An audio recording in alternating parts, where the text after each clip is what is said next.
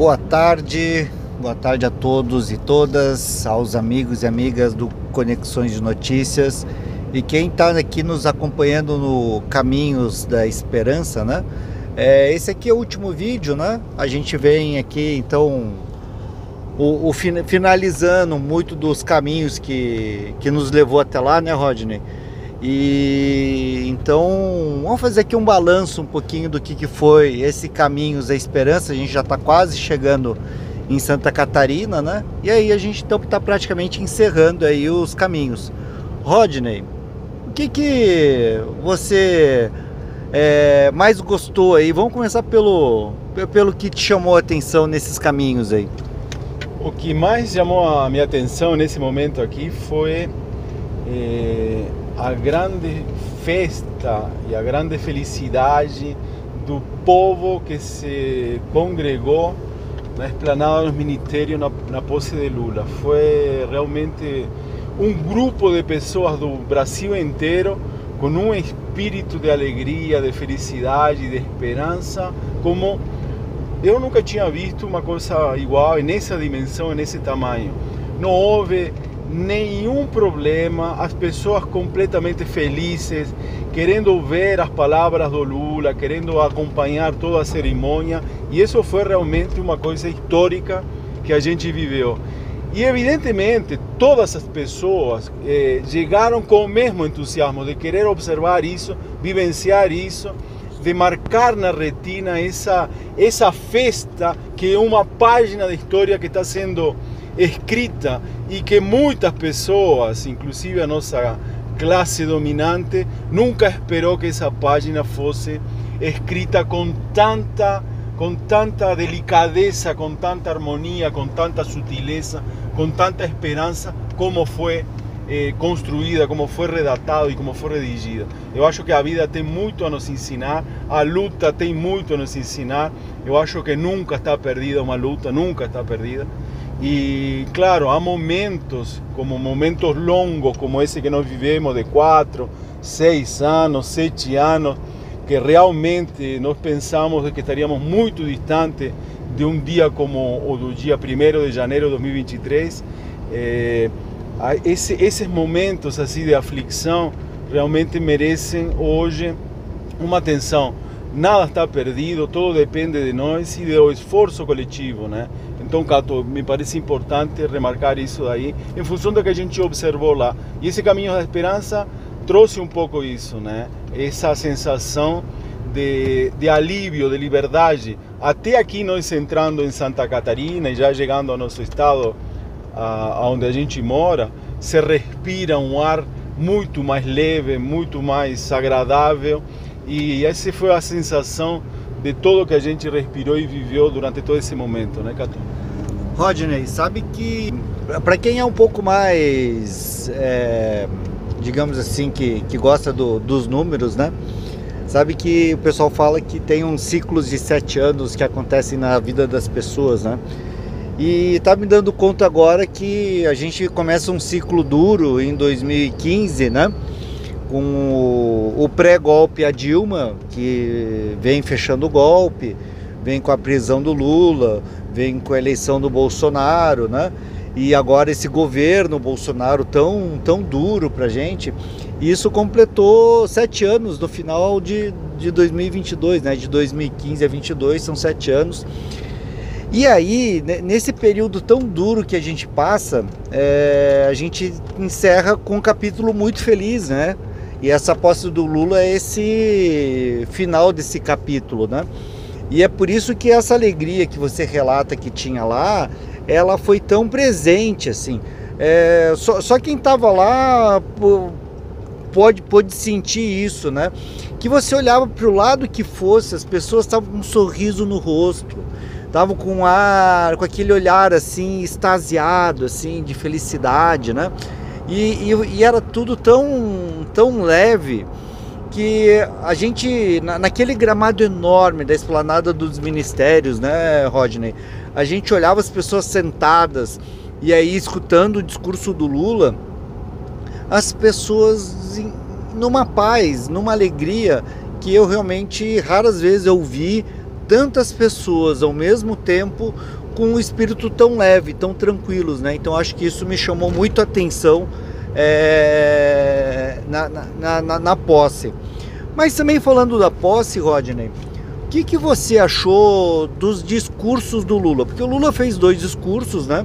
Um na posse formal, né? Que ele está lá na Câmara e ele faz um primeiro discurso, e depois lá para a população que estava ali na Praça dos Três Poderes, né?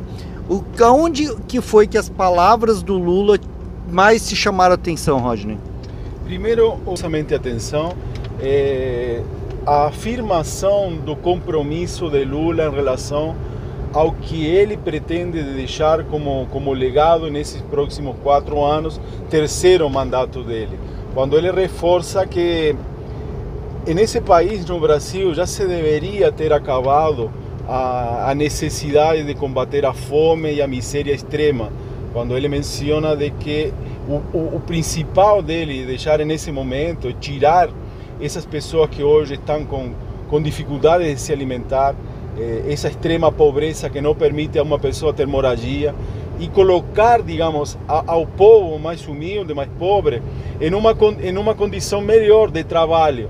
E evidentemente dizer isso, ou seja, mencionar e reafirmar que mesmo ele empossado, esse meu compromisso, isso aí é muito importante, mesmo que não pegue todo mundo, porque esse mundo mais justo, ou para construir o assentamento, o alicerce básico econômico, para ele tirar as pessoas da miséria, para ele dar trabalho, para ele dar moradia, representa mover uma engrenagem econômica que vai beneficiar absolutamente todos no Brasil. Então essa busca parece que é limitada àquelas pessoas mais pobres, mas não é. Essa búsqueda é mexer no cerne desse sistema econômico para propiciar que todas as pessoas vivam melhor. A classe média vai viver melhor e, por incrível que pareça, a burguesia vai viver melhor, a classe dominante vai viver melhor e até o sistema financeiro vai viver melhor. E isso é uma coisa que só favorece um âmbito de convívio numa sociedade como a nossa, plagada, cheia de injustiças por onde a gente olhar, mas que de alguma forma essa palavra dele reafirma a necessidade de superar essa macela, que é um mal histórico do Brasil, que começou a ser melhorada nos 3, 4 governos progressistas do PT, com Lula e Dilma, mas que evidentemente depois, rapidamente, em 6 anos aí, foi destruído. Tudo que nesse país foi construído com muito sacrifício, muito diálogo, muita construção, foi destruído em 4 anos aí da forma mais perversa possível. Isso em primeira instância, Cato, eu achei assim que foi muito importante. E a outra questão que eu não queria marcar contigo, aí eu te passo a palavra, Cato, que é o seguinte: o Lula fez questão não de empossar ele como presidente ou a sua equipe como presidente, não, ele não fez questão disso. Ele fez questão de empossar o povo. O povo. Ô Rodney, calma, eu já vou chegar nisso aí. Vamos um assunto por vez aí, tá, Rodney? Adora dar os spoilers ali, né?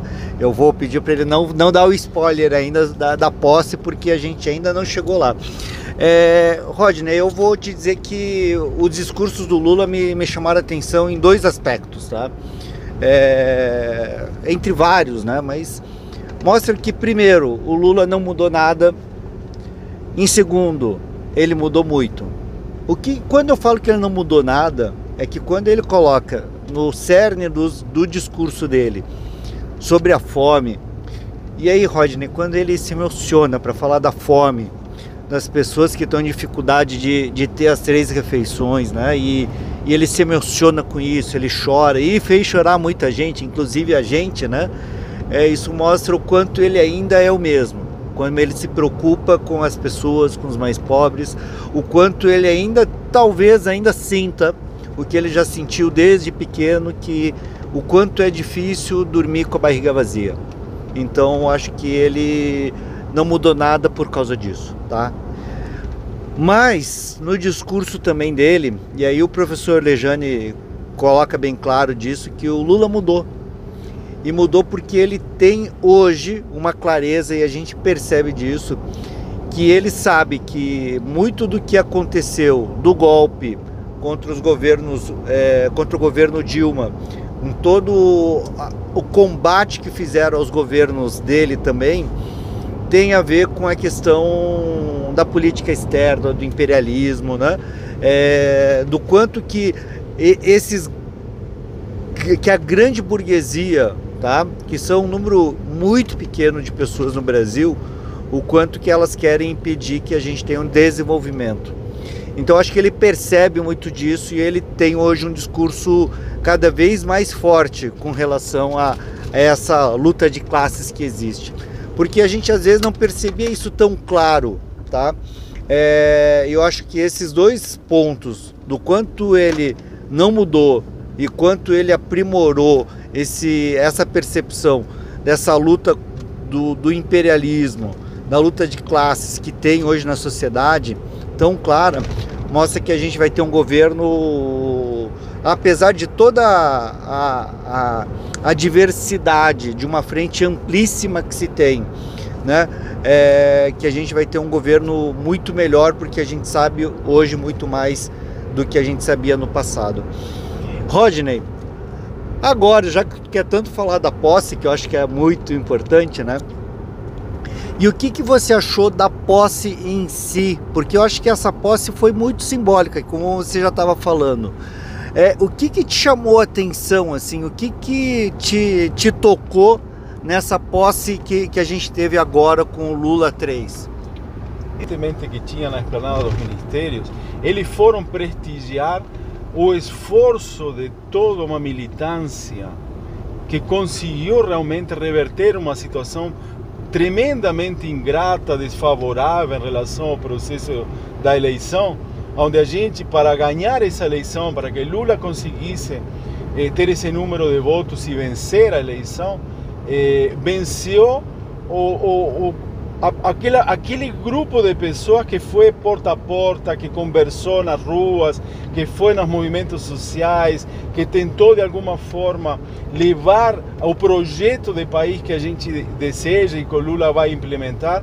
Então essas pessoas aí foram valorizadas de todas as formas possíveis dentro de um processo que é de certa forma burocrático, né? Que é uma posse de um presidente da República.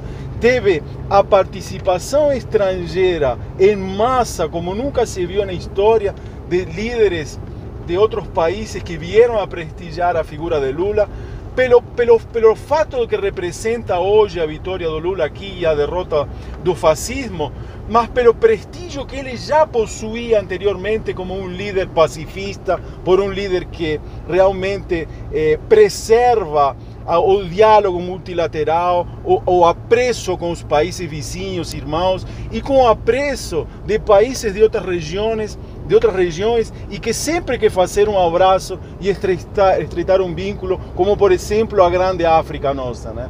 Então, esse grupo de pessoas, sejam diplomatas, de pessoas de fora, jornalistas e o povo que estava acompanhando essa vitória e essa posse, o que eles viram é de que essas pessoas subiram a rampa, essas pessoas foram galardonadas com uma faixa presidencial, porque não foi o Lula, foi uma ideia, foi uma intenção, é um sentimento, é uma ideia de esperança, e essa esperança sobe a rampa em conjunto, né, Catô?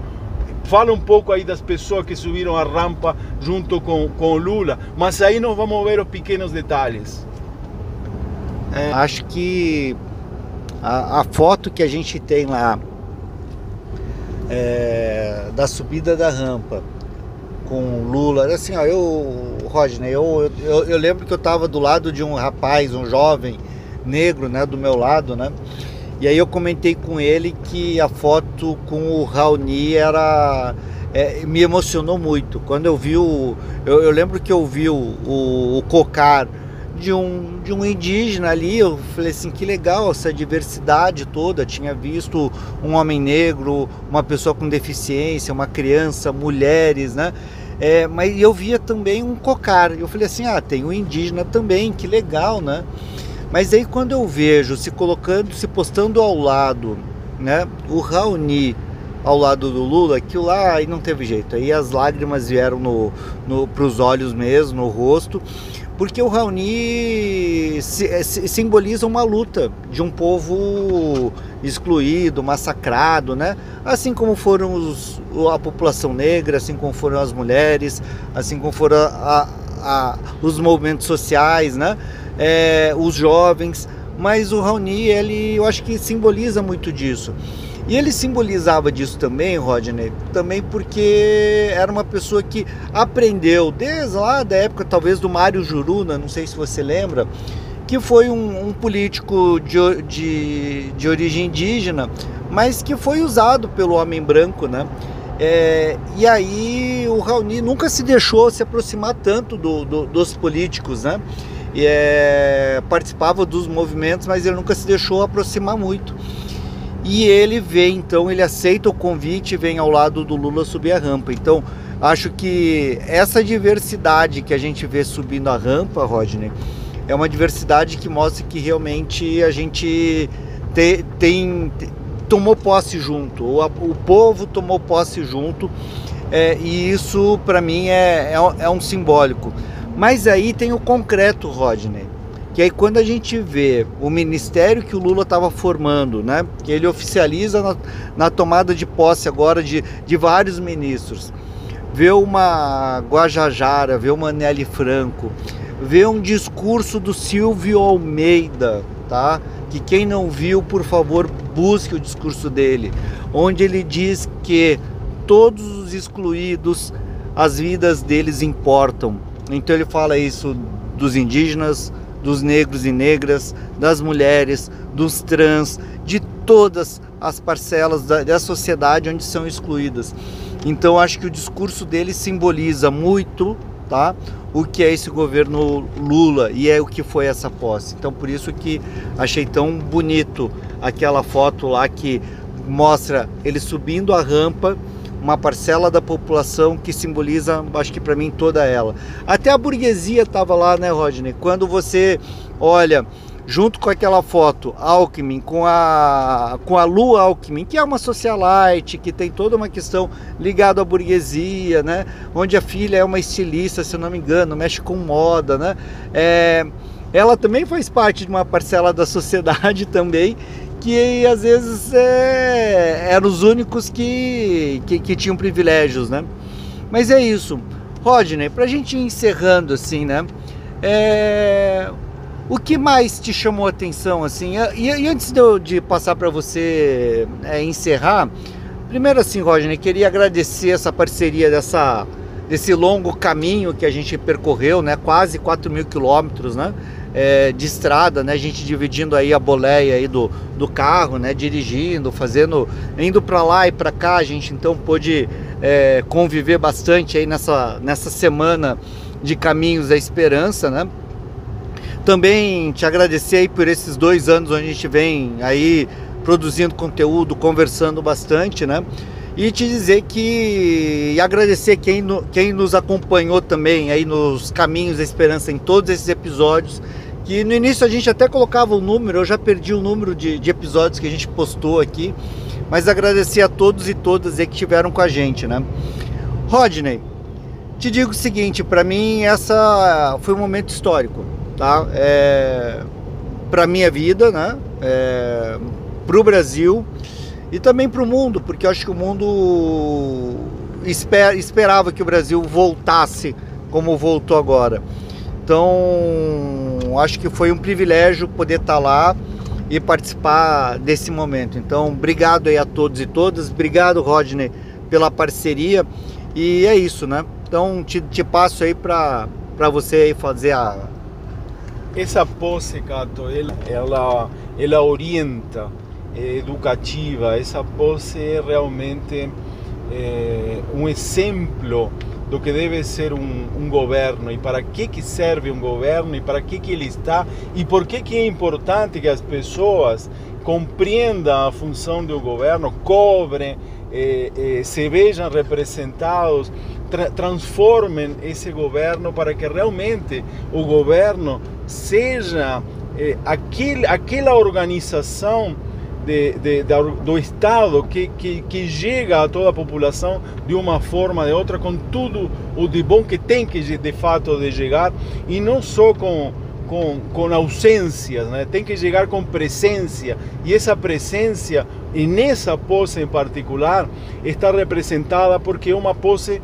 humana. Ela é uma posse humana, com todos os defeitos, mas com toda a pluralidade que nós temos. Como bem mencionou você, sobe um indígena que nesse período de governo, do atraso, do negacionismo, do assassinato, um índio representando todas essas figuras maravilhosas que preservam a natureza, que preservam a história do Brasil e que estão aí como um monumento intacto aí do que a nossa nação representa, essa brasilidade da terra, sabe? Está o negro representado, está uma professora representada, a educação, aquele espírito de nós ser cada vez mais ilustrados, mais valentes, mais decididos e mais seguros de nós mesmos para realizar todos os nossos sonhos. Tinha um trabalhador metalúrgico, tinha uma negra catadora que entrega a faixa para o Lula. E quem não se viu representado em uma criança que todos nós fomos, em uma criança negra, que cada um de nós, independente de nossa origem, de nosso berço, de nossa capacidade financeira, de nossa educação, cada um de nós se viu representado em 4 ou 5 pessoas dessas que subiram lá. Uma pessoa com deficiência, uma pessoa que é um artista plástico com deficiência, uma pessoa que é um militante político, um cachorro. Quem não se viu representado até pelo carinho com os animais, com o meio ambiente, com a alegria de viver? E nessa subida da rampa, todo o Brasil estava representado, todos se viram representados. Consequentemente, é um espelho da nossa alma, um espelho do que a gente deseja e um espelho que nos mostra que somos diversos, que nessa diversidade nós somos fortes e que nessa fortaleza nós podemos ser um país soberano, rico e que nos permita viver com felicidade, em harmonia, não nesse rancor que nos obrigaram a viver durante todos esses anos, nessa angústia, nessa incivilidade, nesse crime perverso que era acordar um dia tras outro e escutar uma notícia que era lamentável do ponto de vista humano. Então nós vamos transformar isso daí, com todos os nossos defeitos e também com todas as nossas alegrias. Cato, eu para terminar aí, o que eu posso dizer para ti é o seguinte: eu agradeço, meu irmão, ter você junto de mim, entendeu? Porque essas coisas são possíveis quando tu te abraças em momentos difíceis com pessoas da mesma estirpe, com pessoas militantes, com pessoas que estão sempre contigo, te olhando, te apoiando, e você é uma referência, cara. Entende o que eu te falo? Então agradeço você esse momento, porque esse momento foi único. Quem viu, viu. E quem não viu, vai ter que estudar nos livros de história, porque estará ali nas páginas de ouro desse livro, entendeu? Então vamos ter que estudar história, como nós vamos ensinar história para nossos filhos, netos e para futuras gerações. Só que não ter vivido esse momento, depois de tanto oscurantismo, é uma coisa que a gente o fez com muita alegria e muita esperança, e nós planejamos essa viagem, o caminho da esperança, com muito tempo, com muita esperança e com muito carinho entre nós dois. Você, Cato, é uma pessoa assim muito nobre, e que eu teve alegria nessa vicissitude da vida de ter me cruzado sem querer contigo e estar há tanto tempo nos ter nos hermanado. Muito obrigado pelo teu carinho, por esse passeio imenso, por esses 4.000 quilômetros de esperança e de alegrias, cara, entendeu? Então eu acho que disso a gente vive, A gente vai morrer e não vai levar merda nenhuma. mas nós vamos levar a lembrança e esse caminho junto pela vida inteira. Vamos ser velhinhos, tu e eu, e vamos ter lembranças aí, cara, quando fomos na posse de Lula, me lembro, e depois disso, mais anos e anos de esperança e de progresso e de uma vida digna para todo mundo. E nós vamos falar isso daí quando a gente for bem velhinho. Já somos um pouco, mas um pouco mais ainda. Obrigado, Cato. É isso aí, agradeço a todos e todas, né? E é isso aí, Camisa Esperança vai encerrando aqui e eu vou te dizer, né, Rodney? Obrigado por tudo, meu irmão. E a gente vai ter surpresas aí pro canal Conexões, né? A gente volta com Conexões e Notícias na terça-feira, nossa live tradicional que a gente sempre faz. Mas a gente está estudando aí lançar 2 programas aí, né? Então, mais 2 programas que talvez a gente tenha durante a semana. A gente vai estar com surpresa aí para todos os amigos e amigas aí. Obrigado. Bom ano a todos e todas aí, boa reconquista aí que a gente tá fazendo aí com a sociedade. Beijo a todos e todas.